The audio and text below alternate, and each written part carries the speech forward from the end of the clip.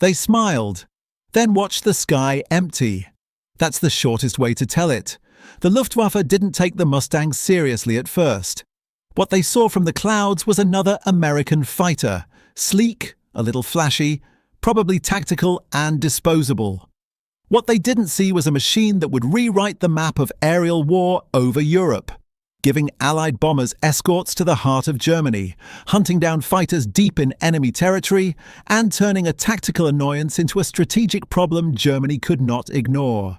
To understand why the reaction flipped so fast, you need to forget the pretty picture of the Mustang on a poster. You need to picture the bomber stream. Miles of B-17 and B-24s, gasoline-scented and fragile, flying toward factories and refineries that mattered. For years, those bombers bled planes and crews because their fighters couldn't follow them home. Then a new airplane arrived that changed the equation, not by being invincible, but by combining speed, range, and control in a way the Luftwaffe had not expected. The Mustang's story begins with a simple brief and a ruthless deadline. North American Aviation was asked to build a pursuit plane quickly. What emerged was elegant by accident and effective by design. It wasn't born perfect. Early Mustangs had Allison engines that choked at high altitude. But the airframe was special. Its laminar flow wing and clean lines meant something important. When the right engine arrived, the Mustang could slice through the air with startling efficiency. That right engine was the Rolls-Royce Merlin built under license in the US. The marriage of that Merlin to the Mustang's airframe gave the Allies a fighter that could climb, cruise, and fight where it mattered most, at the altitudes of strategic bombing. The change in capability altered everything. Suddenly, the bomber escorts could accompany the long-range raids. Crews who had flown terrified missions over occupied Europe could breathe on the way in and on the way home. The Mustang could loiter at altitude, peel off to chase a German fighter, and return to the bomber stream without jeopardizing the mission. For the Luftwaffe, a new nightmare emerged. American fighters that could meet Bf-10-9s and F-119s not just at the edge of the battlefield, but over German soil. It's easy to over-romanticize dogfights. The reality that forced a recalculation in Germany was brutal and procedural. Attrition. The Mustang didn't need to be superior in every one-on-one match. What it delivered was persistent presence.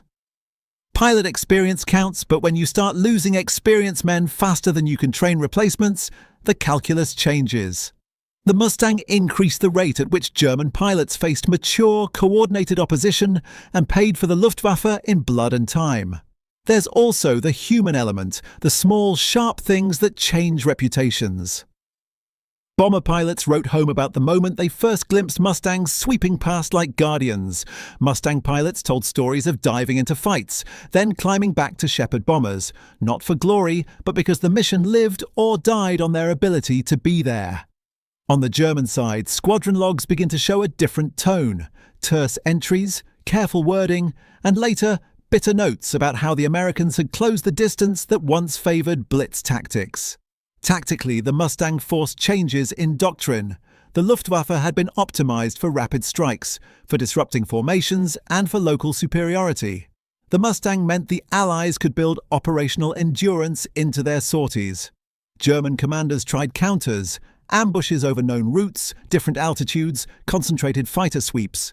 Those worked at times, but they could not remove the strategic advantage of an escort that could simply stay longer, fight, and return. The Luftwaffe's problems were compounded by fuel shortages, pilot losses, and the grinding pressure of multiple fronts. The Mustang didn't create every weakness, but it amplified the ones Germany already had. Let's be precise about what made the Mustang effective. It combined a refined airframe with an engine that suddenly behaved at high altitude. It balanced speed with maneuverability. Fast in a straight line, quick to recover, and stable enough to keep formation discipline with bombers. The Mustang's range, extended with drop tanks, allowed escort to Berlin and back. That wasn't a marginal improvement, it was a radical shift in operational reach. The Allies could now strike deeply with reduced fear of annihilation on the return leg. That freedom changed bombing strategy, and with it, the pressure on German industry and air defences. There are myths that deserve correction.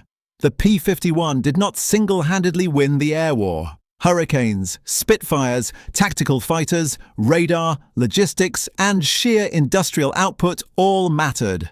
But the P-51 was the multiplier. It turned strategic bombing from a costly harassment campaign into a sustained operation with targeting precision that mattered. Once crews could plan missions that expected survival on the way home, the RAF and USAAF could attack targets deeper and more frequently. The cascade effect is strategic math. Each successful raid that pierced German airspace sapped production, morale, and the Luftwaffe's ability to respond. And there was a psychological effect that no report fully captured at the time. Punch through the layers of war and you find morale, rumour, and perception. When German pilots first mocked the Mustang, they were mocking what they saw. A new Allied fighter, maybe pretty, perhaps not durable. But when those jokes died, something else happened. A creeping caution. Pilots who once expected to meet easy prey found they were now the hunted, in a sky that no longer gave them automatic advantage. That meant hesitation, risk-averse tactics, and a loss of the edge that had powered early Luftwaffe successes. The Mustang also taught a lesson about adaptation. The Allies did not wait to have everything perfect. They iterated. They fitted the Merlin. They improved armament. They optimized for production. And they trained pilots to fly in coordinated wings that emphasized mutual support. The Germans adapted too, but their responses were hampered by wider strategic pressures. By the time doctrinal changes took hold, the industrial tide and the trained Mustang pilots had already tilted many local battles into Allied hands. There's a quieter part of the story worth holding up: the reconnaissance and ground attack roles Mustangs played later in the war. Stripped of fuel tanks and fitted with cameras or rockets, Mustangs stalked supply lines, hunted locomotives, and made the German rear a hazardous place. The airplane's ability to morph into roles beyond escort turned it from a single-issue fighter into a multi-role tool that met evolving needs. For the German commander trying to keep railheads moving and fuel flowing, that was a new kind of attrition. If you press into archives, you'll find individual moments that make the broader point human and immediate. A German ace writing about a day when his wing was bounced by Mustangs and bomber escorts, and he realized reinforcements would not arrive in time. An American pilot describing the first time he watched a formation of B-17 S-Bank and continue because Mustangs held the sky. Those moments add up into a system-level change where the Mustang was a vital cog. So what's the dark truth Germany learned? It isn't simply that the P-51 was a good airplane. The darker lesson is strategic. Underestimate an opponent's system at your peril.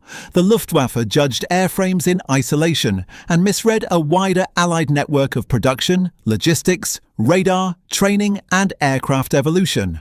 The Mustang exposed that miscalculation by doing what machines do best: executing a mission consistently, reliably, and at scale. Picture the late-war sky. Corrugated contrails, the hum of engines, and Mustang silhouettes sweeping like wardens across a burned landscape.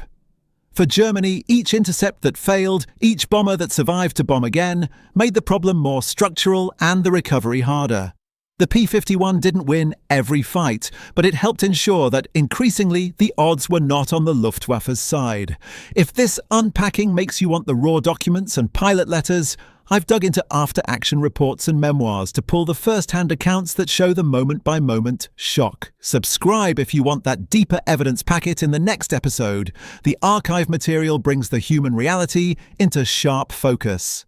Finally, imagine a lone Mustang climbing away from a bomber stream at dusk, the last rays cutting the canopy glass. It's not a heroic movie shot. It's a practical image of a machine that altered a campaign by being, consistently and reliably, exactly where it needed to be. That's why, when historians write the logbook of air power in Europe, the Mustang's name appears not just as a plane, but as a turning point in how wars are fought from the sky.